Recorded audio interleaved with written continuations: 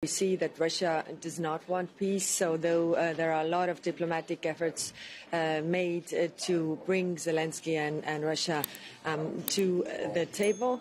We can't possibly imagine that, if there is ceasefire or a peace deal, that these assets are given back to Russia if they haven't paid for the reparations. I'm not very optimistic because even the option that we propose, which is quite a lenient one when it comes to their participation in the Horizon program, even there we don't have qualified majority together.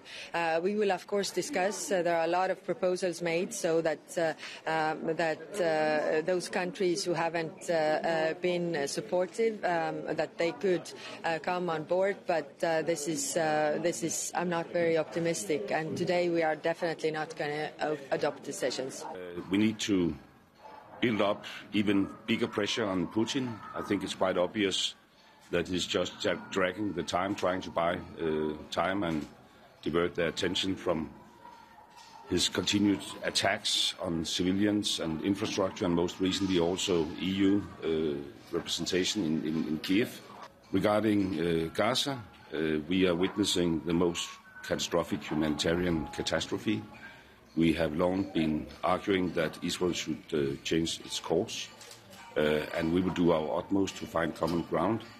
I don't think I reveal any secret by saying that there are nuances between the 27 countries in Europe. Our position is that we now must change words into action.